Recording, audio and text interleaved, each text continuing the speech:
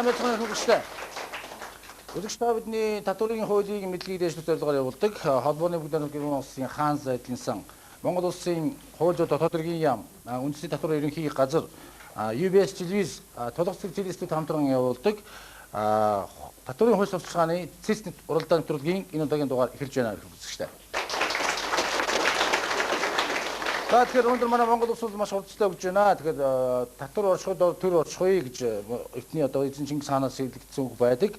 Тэгээд татврын хуулийг сурталчилна гэдэг маш чухал ач холбогдолтой гэдэг нь ойлгомжтой. Тэгэхээр манай нэвтрүүлэг 2 дахь жилдээ явагдаж байна. Энэ бол өнөөдөр бол бизнес эрхэлж байгаа бизнесийн одоо бүс компани захирлууд жирийн иргэн хүртэл татврынхаа хуулийг сайн мэдж явах ёстой. Үүний үндсэн дээр хаан зайдлын сангийнхан санаачлаад энэ нэвтрүүлгийг бидэнтэй хамтар явуулж байгаа. За тэгэхээр өнөөдрийн дугаараар онцлогтой.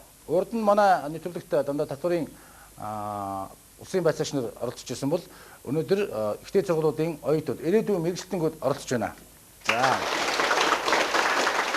За ингээд оюутны залуунаас одоо удахгүй сургуулаа төгсөж байгаа энэ манай оюутнууд оролцож байгаа. Өнөөдрийн сэдв бол татврын ерөнхий хууль ба нэмэгдсэн үртгийн албан татврын хууль гэсэн сэдвээр уралдана. За ингээд өнөөдөр манай төрөлд оролцож байгаа ихтэй сургуулиудын багийн бүрэлдэхүүн танилцуулъя. Системчд оролцож байгаа Монгол бизнес дээд сургуулийн Монтакс багийнхан байна. Санхүү эдийн засгийн дээд сургуульд оролцож байгаа М-такс багийнхан байна. За 3 дахь багт Монгол улсын сургуулийн эдийн засгийн сургуулийн МТА багийнхан байна. За ингээд одоо ирхэм шүүгчд танилцуулъя та бүхэнд. Манай нэвтрүүлгийг шүүх ирхэм шүүгчд барайдсан байгаа. За шүүгчээр Жамбаа Чөлтмийн Жавзан Дулан багш суусан байна. Монгол улсын их сургуулийн хууль зүйн сургуулийн төр захиргааны эрх зүйн тэнхимийн багш докторант. За мөн шүүгчээр Ядамжойн Прүвэ суусан байна. За Прүвэ шүүгч үндэсний татврын ерөнхий газрын татврын удирдлага хамтын ажиллагааны хилцэн ахлах байцаагч. За мөн 3 дахь шүүгчээр Сумья Дашин Баясгалан байна. За Баясгалан шүүгч үндэсний татврын ерөнхий газрын сургалт судалгааны төвийн татврын улсын байцаагчийн ажилтай байна. Албан тушаалтай.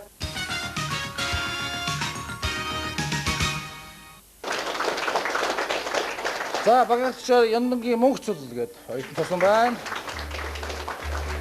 За мөнгөцөл Монгол бизнес дээд сургуулийн оюутан, Нягтлан бодлого бүртгэлийн 3 дугаар дамжааны оюутан байна. За багийн дараагийн гишүүн Хүрлбаатарын Уянга. За Уянга Монгол бизнес дээд сургуулийн оюутан, Нягтлан бодлого бүртгэлийн 4 дугаар дамжааны оюутан байна. За багийн дараагийн гишүүн Үлзий сайхны Мандах. За Монгол бизнес дээд сургуулийн оюутан, Нягтлан бодлого бүртгэлийн 4 дугаар дамжааны оюутан. За багийн дараагийн гишүүн Даваажуйн Батбаяр. Монгол бизнес дээд сургуулийн оюутан байна. Татвар хяналт шалгалтын 4 дугаар дамжааны оюутан байна. За багийн дараагийн гишүүн Ганцмөрийн Бадрууган. Бадрууган манай Монголын нэртэй найрагчийн нэртэй адилхан оюутан байна. За Монгол бизнес дээд сургуулийн оюутан, татвар хяналт шалгалтын 3 дугаар дамжааны оюутан. За энэ багийн бүрэлдэхүүн Монгол бизнес дээд сургуулийн төлөөлөлд оролцож байгаа манай. За амжилт. Нэгдүгээр сургуулийн багийн ахлагч оюутан над дээр хурж ирээд энэ 3 бодлого сугалнаа. За мэдээж оюутан хэмжлэгээд юутай шалгалтын сугалаа сугалт хэл зэг газтай байдгүй. Ер нь гайгүй юу. За баярлалаа. Надад өчгтэй. За нийслэлийн Сквадр дүүргийн нутаг дэвсгэрт оршдог компьютер, принтер, сканер импортлогч Д компани 2005 оны 9-р сард 100 ширхэг компьютерийг дагалдах хэрэгслийн хамт импортоор оруулж нэмэгдсэн үртгийн албан татвар төлөгч Х компанид нэмэгдсэн үртгийн албан татваргүй үнээр борлуулсан байна. Х компани 100 ширхэг компьютерийг дагалдах хэрэгслийн хамт нэмэгдсэн үртгийн албан татварын үнийг нэхэмжлэн дотоодын худалдан авагч нарт худалдсан байна. Энэ тохиолдолд Х компани нэмэгдсэн үртгийн албан татварын үнийг нэхэмжлэн борлуулсан зөв үү бодлого таасан. За ил цогцоо 2 минут цаг явлаа.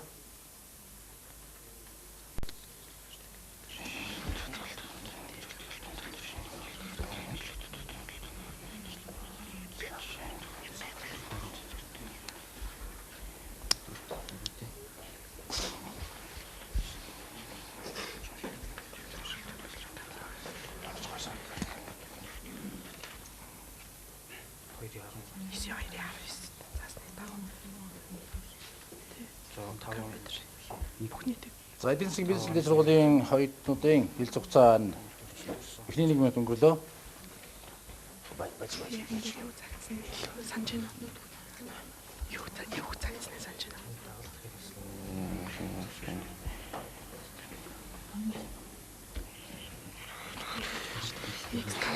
Нот төлөвчөөр биш. Тэртээ тэргүй. Энд чинь нөгөө нот хөвчлөлөгцсөн учраас нот борлуулах хэрэгтэй. Ингээд борлуулсан. Тэрийг дагалдах хэрэгслээ яадаг гэсэн. Хоёр цагсны дагуу хууль бусаар олсон орлогоо 13 дугаар зүйлийн хууль бусаар нэмэлт 10 секунд үлдсэн байна. Хэлц хугацаа 10 секунд үлдсэн байна. 13 хууль бусаар нэмэлт орлож Монгол бизнес дэд сургуулийн татврын хамгийн хэлц хугацаа. За ингээд хугацаа дуслаа. За тэгэхээр мэдээж хугацаа дууссан багийн хэлэлцсэн. За манай баг хилцээд багийн гишүүн уян хариулнаа. За уянгаа үедний хариулцсан. Компьютерчлох төслийг хүрээнд энэ яг бидний хэлцэж байгаа асуудал маань яг нэмэлт өөрчлөлтөөр 2005 онд орж ирсэн нэмэгдсэн зүйн албан татврын хуулийн 9/2-19 заасан байгаа. Энд нь юу гэж заасан бэ гэвэл компьютер програм хангамж түүний дагалдах хэрэгслийг нэмэгдсэн зүйн албан татвараас чөлөөлнө гэж заасан байгаа. Тийм учраас энэ байгууллага нэмэгдсэн зүйн албан татврыг чөлөөлөгдөж байгаа юм аа. Хууль бусаар нэмэгдсэн зүйн албан татврыг бусдаас хэмжилж авсан гэсэн үндслээр яаж байна. Тус байгууллага нь 10 нэмэгдсэн зүйн албан татврын хуулийн 13 дугаар зүйлд заасны дагуу хариуцлага тооцох дээр байгаа нэмэгдсэн зүйн албан татвар төлөгч биш байгууллага бусдад нэмэгдсэн зүйн тө бараанд борлуулах бол тухайн борлуулалт олсон орлогын нөхөн төлөөлж олсон орлогыг хоног тутамд 1% тооцож хүү ногдуулна гэсэн байна. За баярлалаа. Арил дуус болно. Хараа. Манай төрлийн бас нэг юм журам байдаг. Хэрвээ багийн асуулт дуусчихсан нэмэлт тайлбар бас хийж болно. Тийм хэрэгтэй. Багийн ахлагч мөнгөцөл би нэмэлт ихсэн. Энэ дээр 13/2 дээр яг юу гэж заасан байдаг вэ гэхээр нэмэгдсэн зүйн албан татвар төлөгчөөр бүртгүүлээгүй иргэн аж ахуй нэгж байгууллага бусдад нэмэгдсэн зүйн албан татвартай бараа борлуулж хууль бусаар нэмэгдэл орлого олсон тохиолдолд хууль бусаар олсон орлого буюу тэр нэмэгдэл татварыг төсөвт нөхөн төлөөсөн татварын дүнгээс бодож хоног тутам 1% хүү ногдуулна гэсэн заалт байгаа. За баярлалаа. Ийм нэмэлт тайлбар хангалттай тийм. За тэгээд үргэлжлээ манай хоёрт хариултаа дуслаа.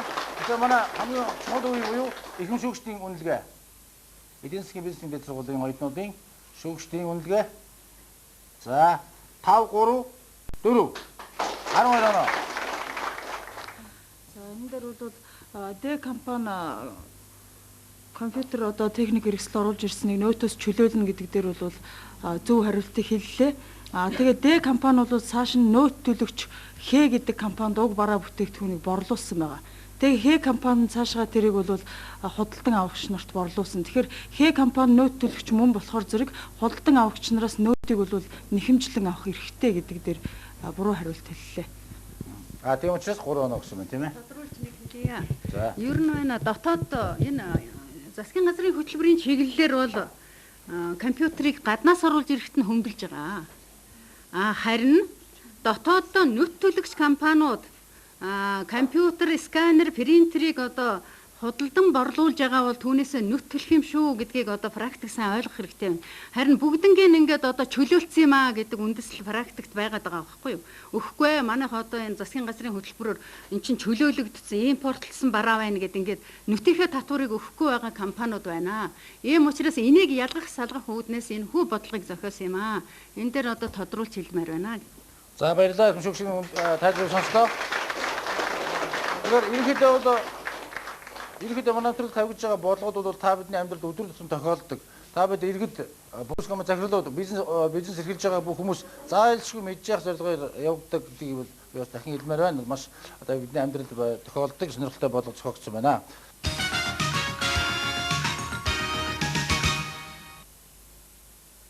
За тэмцээний суглаа ёсоор 2 дугаар суглааг сугалсан сургуулиуд санхүү эдийн засгийн дэд сургуулиас олж байгаа M-Tax багийн танилцуулъя.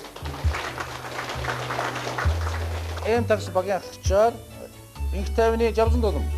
Хоёрт тасан байна. Санхүү дэвсгэн дэвсгэн оюутан Нягтлан Бодох бүртгэлийн 4-р дамжин оюутан. За дараагийн багийн гишүүн Баяр Магнагийн Ариуна. Санхүү дэвсгэн дэвсгэн төгссөн байна. Нягтлан Бодох бүртгэлийн 4-р дамжин оюутан байна. Дараагийн гишүүн Болтойгийн Альман Туяа. Альман Туяа санхүү дэвсгэн дэвсгэн оюутан Нягтлан Бодох бүртгэлийн 4-р дамжин оюутан. За багийн дараагийн гишүүн Шуурагийн Болормаа. Болормаа санхүү дэвсгэн дэвсгэн оюутан Нягтлан Бодох бүртгэлийн 4-р дамжин оюутан. За багийн тавт гишүүнээр Яндангийн Мөнгөчимэг.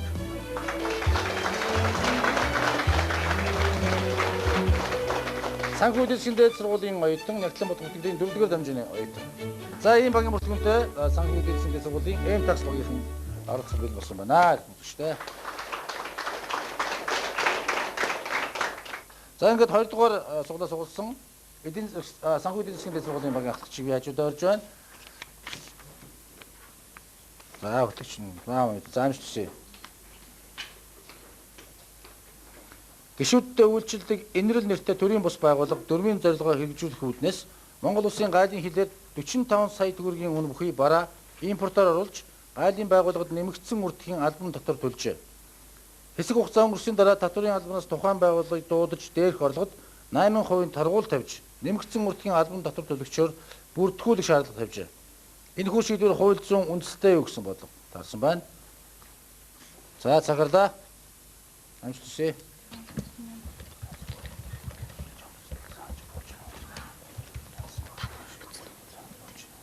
Бодожтой гайлын наач гайлын шин хэмжээ 5% бодож гайлын дээр бодож. Толгоос солон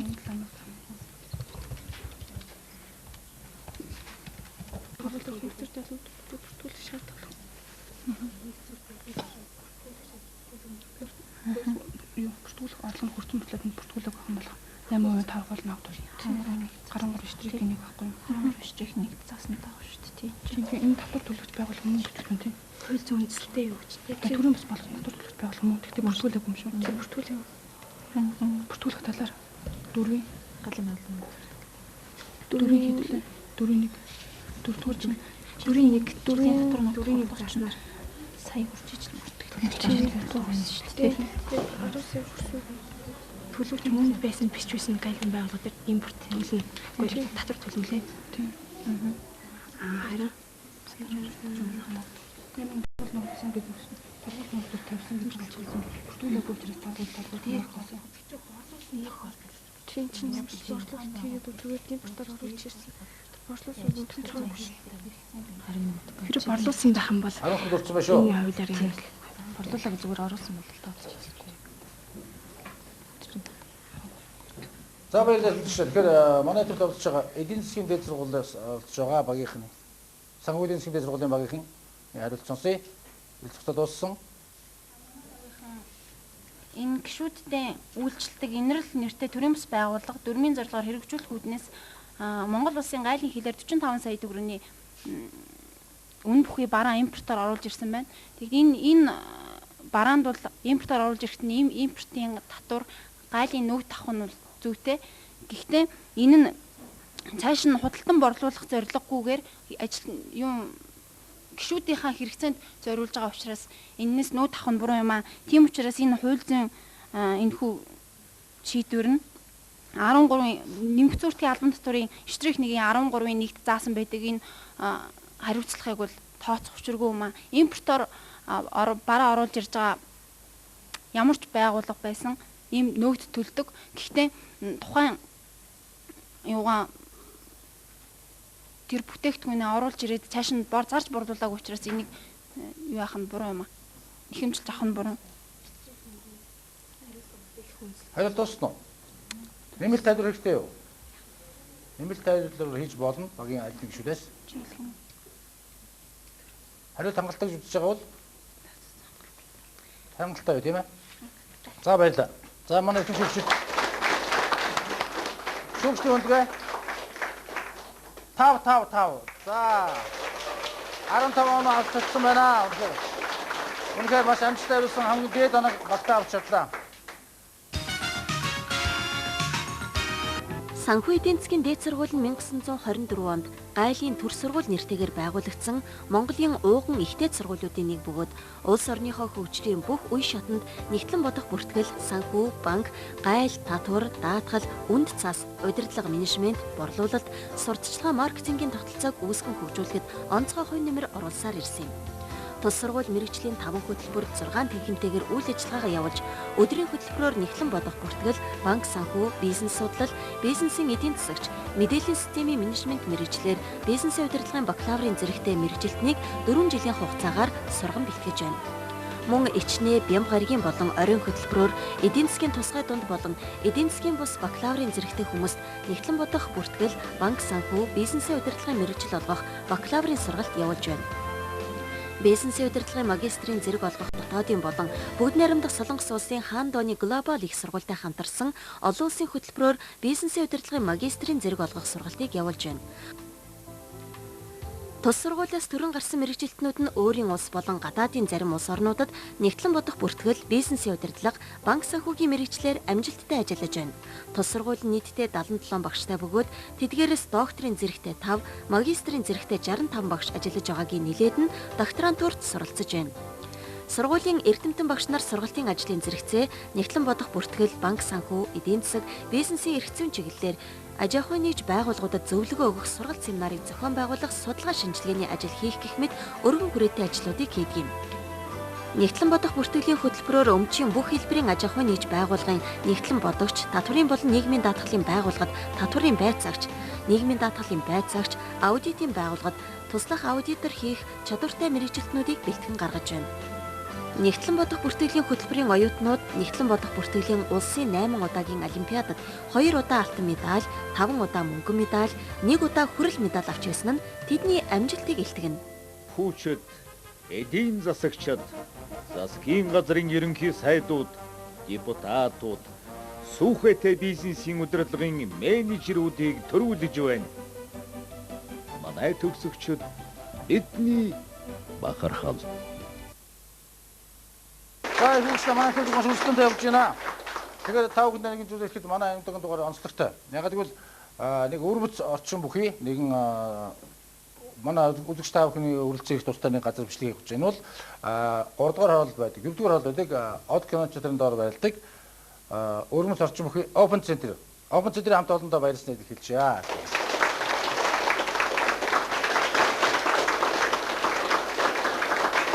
За МТА багийн ахлагч Чинбатын Солонгоо. Монгол Улс их сургуулийн эдийн засгийн сургуулийн оюутан татврын 4-р дамжааны санхүүч ангийн юм оюутан байна. За багийн дараагч дөрөвтийн уянга. За уянга Монгол Улс их сургуулийн эдийн засгийн сургуулийн оюутан татврын ангийн 4-р дамжаа. За МТА багийн 3 дахь гишүүн Монгол Улс их сургуулийн эдийн засгийн сургуулийн оюутан Монгол дугуйр сүрэн. За татврын 4-р дамжааны оюутан гэж байна. За багийн дараагийн гишүүн Цэдэн Содмын Цэндавиш. За Цэндавиш Монгол Улс их сургуулийн эдийн засгийн сургуулийн оюутан татврын 4-р дамжааны оюутан байна. За тэгээд 5 дахь багийн гишүүн Даваа самбуугийн Дарьсүрэн. За Дарьсүрэн Монгол Улс их сургуулийн эдийн засгийн сургуулийн оюутан татврын 4-р дамжаа. За ийм багийн бүртгэгдэнтэй Монгол Улс их сургуулийн эдийн засгийн сургуулийн багийнхан баригдсан байна. За манай төрөлд үргэлжлэж байна. Одоо ингээд манай төрөлд оролцож байгаа 3 дугаар баг уу? Монгол Улс их сургуулийн эдийн засгийн сургуулийн багийнхныг урьж байна. Багийн ахлагч би хажууд байж байна. Мэдээж нэг бодлого томжилсан байгаа. Энэ бодлого танай багт байна. За ингээд 6 шиг байдаг. За амжилт хүсье. За би хүмүүсттэй болон оролцож байгаа багийнханд бодлого танилцуулъя. За хан уул дүүрт худалдаа үйлчилгээ эрхэлдэг А компани 2004 оны 10 дугаар сард үүсэн байгуулагдаж 35 сая төгрөгийн борлуулалт хийжээ. Борлуулалтын төлбөр харилцах дансанд орсон байна. А компани нэмэгдсэн үрдгийн албан татвар төлөгчөөр бүртгүүлэх хүслийг харьяалах татврын албанд гаргажээ. Гэтэл татврын улсын байцаагч нь жилийн эцэст тайлангаа гаргасны дараа бүртгүүл гэсэн байна. Үүний дагуу А компани 2005 оны 2 сарын 10-нд тайлангаа гаргаж нэмэгдсэн үртгийн албан татвар төлөгчөөр бүртгүүлжээ. Энэ үед татварын албанаас шалгалт хийж тус компани эхний борлуулалт хийсэн 35 сая төгрөгт 8% торгуул тавьсан байна. Энэ шийдвэр хууль зүйн үндэстэй юу гэсэн бодлого таарсан байна. За цаг явсан.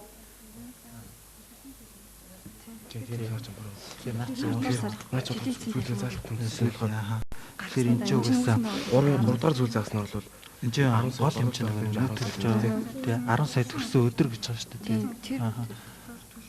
Тий. Одоо бараа ажилчгүй борлуулж. За. Яг уу тий. Тэр 25 сая төгрөгнөөс нь 8 өөр авах хэрэгтэй байхгүй. Гэхдээ Гэтэ яг нөгөө 10 сая төлөгч нөгөө нэг 10 сая болсон өдөр гэдэг. 10 сая болсон өдрөө 4-2 4-3 борлуулж төлөөлөө гэж үзээд нөгөө 13 штрикийн нэг зааснаар нөгөө нэг 8% татвар ногдуулах орлого олсноос тий одоо нэг зүртэй төлөгч 13 штрикийн нэг зааснаар тий 2 сая төгрөг ихэр ч угсаа ингэж хариулна шүү дээ. Торгуул тавьж энэ шийдвэр тийм илүү урсаар болно. Тэгнэс дээ. Дахиад нэгэлчих. Тийм. 10 сар заасан. Тийм. Жилийн цэнгэлэн гарсны дараа тэгсэн мөртлөөр энд ингэж авах 2005 оны хамаагүй зүгээр 2 сая төгрөг 25 саяас 2005 оны 10 сард бүртгүүлсэн гэж байна. 2 сарын 10 4 оны 10 сар. За 5-аас гүйлсэн байна. Тий. Монгол Улсын сургуулийн эдийн засгийн сургуулиас оролцож байгаа манай ирээдүйн мэргэжнүүд оюутнуудын баялаг хугацаа дуслаа. За тэгээд багийн хариулт хууж багийн хэнийн гишүүн хүүд хэлэх ёстой. За манай багийн хэлцээд манай багийн гишүүн дуурсраа хариулахар боллоо. За дуурсран гишүүн хариулсан яа бүгд. За тэгэхээр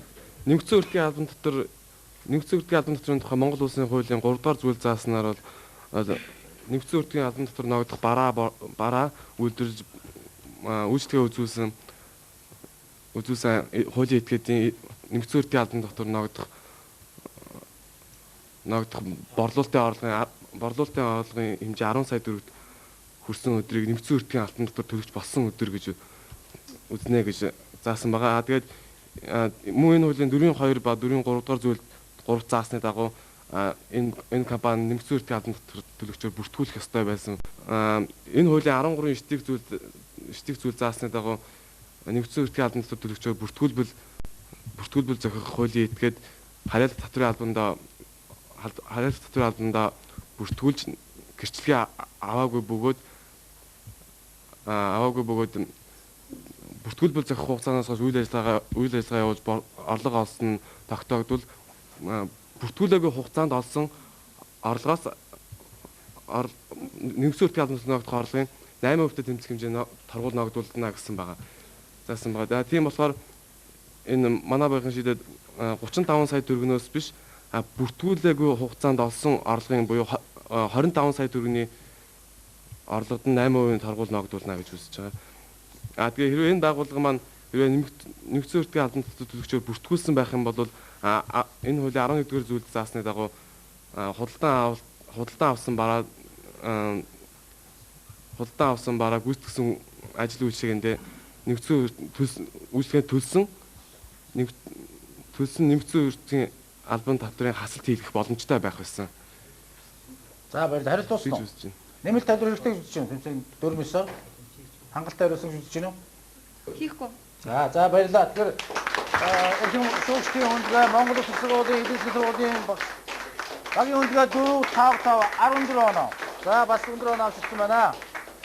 Энэ хүүхдүүд маш зөв хариуллаа. Гэхдээ энэ дээр нэг тодорхой хэмжээний бас нэгэнд нэвтрүүлэг маань татварын ерөнхий хууль нэмэгдсэн үртгийн албан татварын хуультай холбоотойгоор явагдаж байгаа учраас энэ асуудлыг тодорхой хэмжээнд татварын ерөнхий хуультай холбон үзэх шаардлагатай байсан. Яг тэр татварын ерөнхий хуулинд байгаа татварын байцаагчийн буруугаар хохирол учруулах юм бол тэр хохирлыг төсвөөс одоо нөхөн төлнө гэдэг. Гэтэл энэ дээр буруу үйлдэл одоо татварын албаны байцаагч гаргацсан байна. Бүртгүүлээгээд очоод байхад нь тайлангаа гаргаж иж гүйцээж бүртгүүлээ гэсэн буруу шаардлага тавьсан байна. Тэр буруу шаардлагын улмаас эднийх 8% одоо энэ хүүхдүүд бол тэр нюансыг сайн харсангүй л дээ. 35 саяас 8% татварын торгуул төлөх үндэслэл өрөөсөө байхгүй. Яг тэр байцаагч буруу шаардлага тавьсан байна. Энэ талаас нь авч үзэх хэрэгтэй байсан юм аа гэж хэлмээр байна. Тийм учраас би 4 оноо өгсөө. За баярлалаа тайлбар сонслоо. За мэдээж бодлого маш сонирхолтой бодлого тавьсан байсан. Ялангуяа пост компани удирдах байгаа бизнес эрхэлж байгаа манай үзэгчид бол маш анхааралтай нэг үзэж байгаа гэж бодож байна.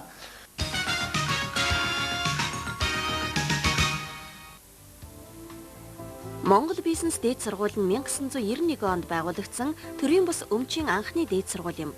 Өнгөрсөн 14 жилд нийтдээ 700 гаруй төгсөгчдийг эдийн засаг менежмент, нэгтлэн бодох бүртгэл, татвар хяналт шалгалт, маркетингийн мэрэгчлэр бэлтгэн төгсгöd байна. Монгол бизнес дээд сургууль нь өдрийн ангиар татварын хяналт шалгалт, нэгтлэн бодох бүртгэл, эдийн засаг менежмент, маркетинг, банкны нэгтлэн бодох бүртгэл, компьютер англи хэлний арга зүйч мэрэгчлэр оюутнуудыг сургаж байна. Үүнээс гадна оройн болон ичнээ буюу зайны сургалт явуулж, нэгтлэн бодох бүртгэлээр мэргэшсэн бизнесийн удирдлагын бакалаврын зэрэгтэй мэргэжилтнүүдийг бэлтгэж байна. Монгол бизнес дээд сургууль нь дээд боловсролын 2 дахь шатны магадлан итгэмжлэлийн шалгуурыг ханган биелүүлж, 2 дахь шатны магадлан итгэмжлэгдсэн анхны хувийн дээд сургууль болсон билээ. 2005-аас 2006 оны хичээлийн жилд 800-аад оюутан 80-аад багш мэргэжлийн 4 тэнхимтэйгээр сургалтын үйл ажиллагаагаа явуулж байна. Монгол бизнес дээд сургууль нь өөрийн байрандаа үйл ажиллагаагаа явуулдаг бөгөөд 13500 гаруй номын фонд бүхий номын сан, 80 гаруй компьютер бүхий компьютерийн лаборатори, гадаад хэлний бүрэн тоноглол бүхий кабинет, 200 хүний суудал бүхий лекцийн танхим болон багш ажилтан оюутнуудад үйлчилдэг цайны газар, амралт чөлөө цагаа өнгөрүүлэх биеийн тамирын өрөөнүүдтэй юм. Монгол бизнес дээд сургууль нь Японы Киотогийн их сургуультай гадаад харилцаа тогтоож, оюутан сургаж эхлээд 3 жил болж байна. Амжилттай суралцсан оюутнуудын сургалтын төлбөрийн хөнгөлөлт үзүүлдэг ба оюутнууд чөлөө цагаараа интернет ашиглах бүрэн боломж бүхий интернетийн кабинет ажилладаг юм. Монгол бизнес дээд сургуулийн эх хурамч сургуулиар 2005 онд шалгарсан. Бүх оюутны урлагийн их наадмын жүжигчилсэн тоглолт төрөл тэргүүн байр эзэлсэн, нэгтлэн бодох бүртгэлийн улсын олимпиадад багаараа 7 дугаар байр эзэлсэн зэрэг амжилттай ажиллаж байгаа бөгөөд 2006 онд болох сургуулийнхаа үүсгэн байгуулагдсны 15 жилийн ой, Монгол улсад хувийн хвшлийн сургууль үүсгэн байгуулагдсны 15 жилийн ойг сурлах хөдөлмөрийн өндөр амжилттайгаар угтахаар шамдан ажиллацгааж байна.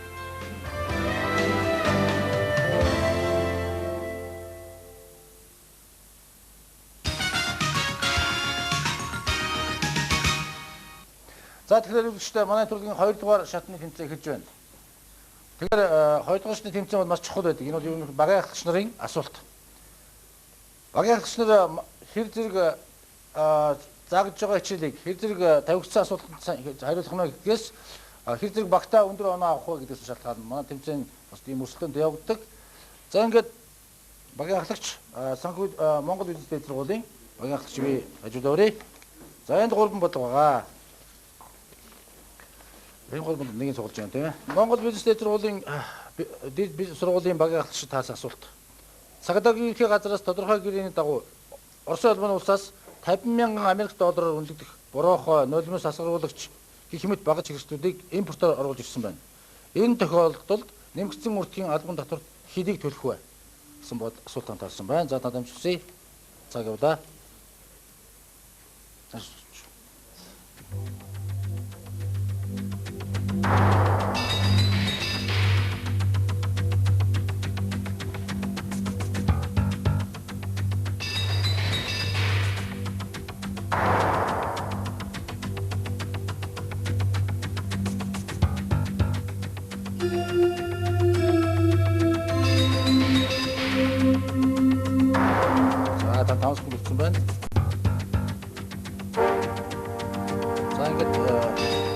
Монгол бизнес дээд сургуулиас олж байгаа ялгчин.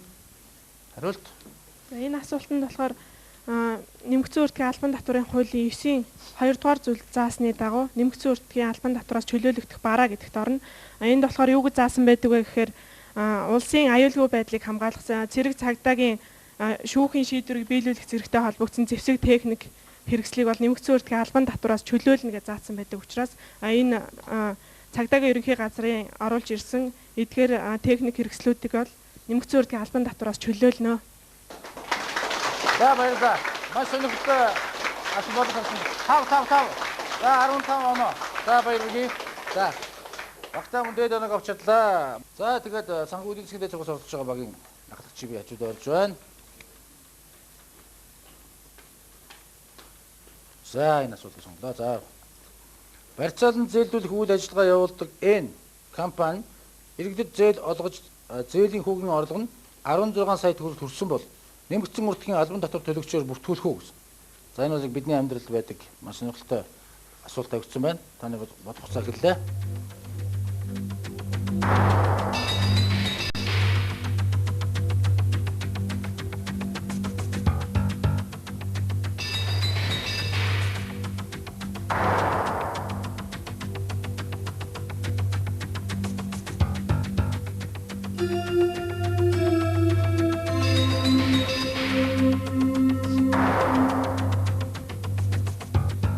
За, баярлалаа. Таны бодох хугацаа дууссан байна.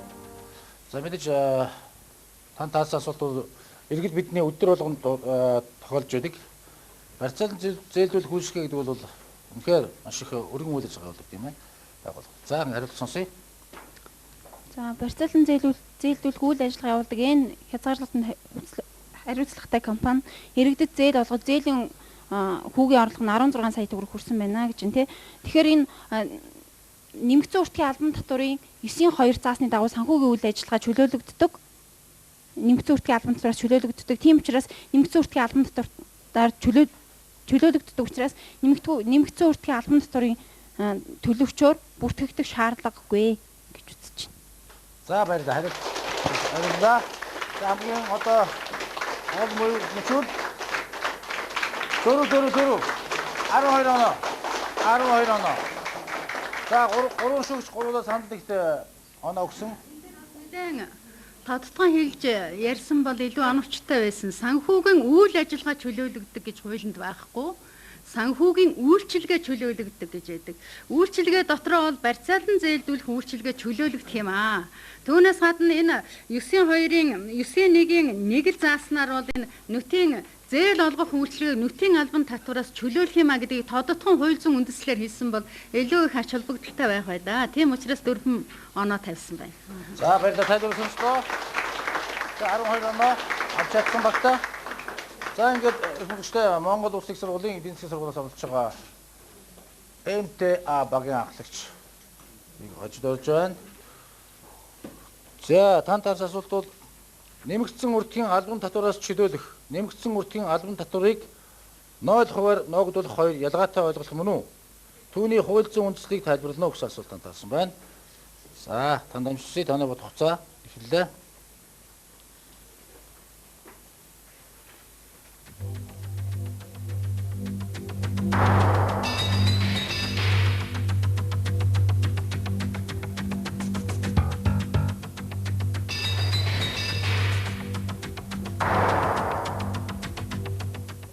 За баярлалаа.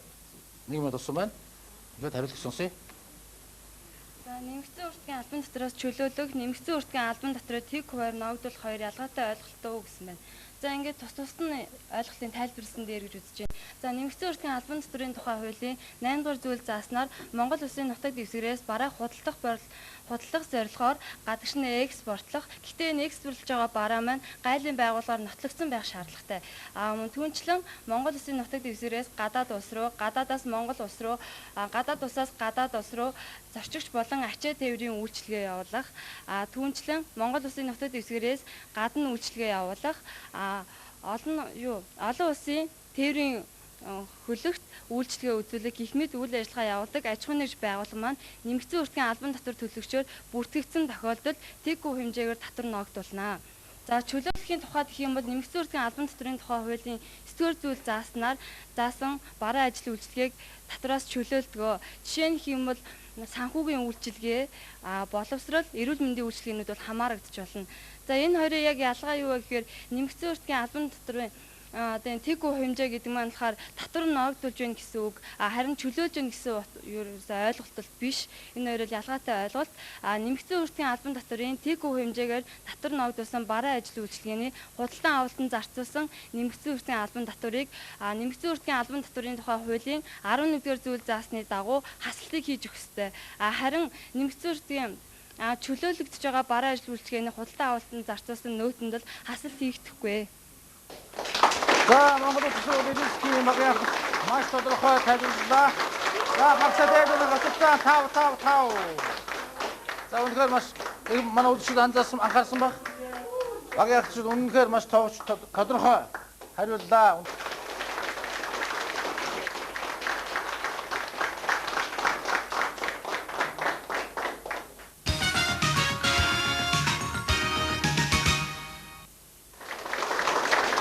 Тэгвэл манай нэвтрүүлэг маш амжилттай явж байна. Маш өрсөлдөөнтэй явагдсан. Тэгэхээр манай нэвтрүүлгийн дугаар өндөрлөхийн өмнө мэдээж үзэгч та бүхний сэтгэл тогтмол хүлээж байгаа нэгэн зүйлүүд энэ бол чухам айл баг ялбаг болсон бай. Айл сургууль айл баг ямар оноо баг. За өнөөдөр хүч авьяас бололцоогоо чадвараа мэдлэгээ сорж ажилласан ирээдүйн одоо татварын байцаагч эдийн засагчдад шүүгчдийн бүрэлдэхүүний өмнөөс халуун баяр хүргье.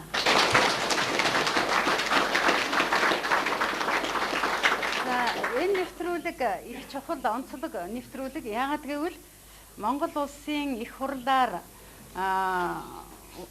татварын хуулиудад өөрчлөлт орох энэ мөчид өөрчлөлт орох гэж байгаа энэ мөчид төсөл хэлцэх гэж байгаа энэ мөчид манай оюутнууд бас практикт болж байгаа практикийн процессыг өнөөдөр эрдмийн ширээн дээр сууж байгаа талаа нэлээд гүнзгий мэдэрч хариулж байгаа байдал нь энэ оюутнуудад бас их талархууштай санагдлаа. Ингээд цаашдаа бид нар энэ татварын хуулийг боловсронгуй болгоход санал оруулмаар тийм одоо жишээ баримтуудаар зарим оюутнууд ярьж байна гэдгийг одоо онцлон тэмдэглэмээр байна шүүгчдийн бүрэлдэхүүний өмнөөс. За ингээд уралдвал бас нэгэн төрүүлдэг болохоор бид шүүгчд оноогоо нэгтгэж за оноонуудыг нэгдсэн журмаар хэлье. За Mon Tax Монгол бизнес дээд сургуулийн баг 27 оноо авсан байна. За Mon Tax санхүү эдийн засгийн дээд сургуулийн оюутнууд 27 оноо авсан байна.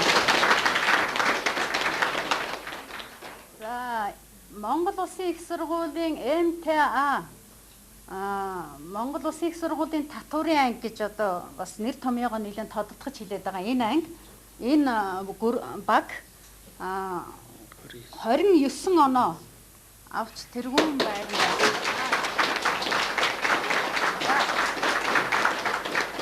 За баярлалаа. Та бүхэнд амжилт хүсье.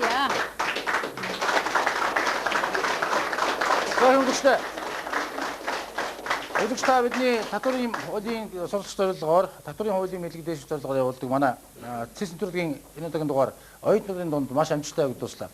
Тэгэхээр нэвтрүүлгийн туршид та бидэнтэй хамт байсан бол маш сонирхолтой та бидний амьдралд үнэхээр хэрэгтэй мэдвэжтэй олон цагаан бодлого асуудлууд тавигдсан гэдэг санал нэгтэй байгаа хаа. За тэгэхээр эцэст нь дүгнж хэлэхэд байна шүү дээ. Энэ эдгээр оюутнууд маань сургуулаа төгсөөд үнэхээр сайн мэргэжилтэнд болох юм байна. Хичээлээ сайн үздэг юм гэсэн ойлголтууд хөтлөгч зөвхөн надуудыг үзэгч та бүхэнд төрсөн байхаа гэж бодож байна. За ингээд жавзаа сая хэллээ. Ингээд ерөнхийдөө бол Монгол бизнес сургуулийн 27 оноо авсан, санхүү эдийн засгийн багийнхан мөн 27 оноо авч тэнцүү оноо авсан байна. Ингээд Монгол Улсын их сургуулийн эдийн засгийн сургуулийн МТ багийнхан 29 оноо авч энэ нэвтрүүлэгт төрүүлж байгаа юм байна гэж байна. За манай нэвтрүүлэг уралдааны нэвтрүүлэг учраас уралдууд нэгэн төрүүлдэг. Тэгээд манай нэвтрүүлэг бидний таамт үзэгч та бүхэнд баярлалаа. Манай нэвтрүүлэг бол сар болгон явагддаг. Энэ бол 10 сарын дугаарыг та бүхэнд танилцууллаа. Энэ өдрүүдэд манай Монгол Улсын Улаанбаатар хотын өдрүүд тохиож байгаа. Ингээд энэ бас мөн нэвтрүүлэг болж байгаа оюутнуудын өмнөөс хаваасаа үзэгчдэд нийслэлийн баярын мэндийг хэлье.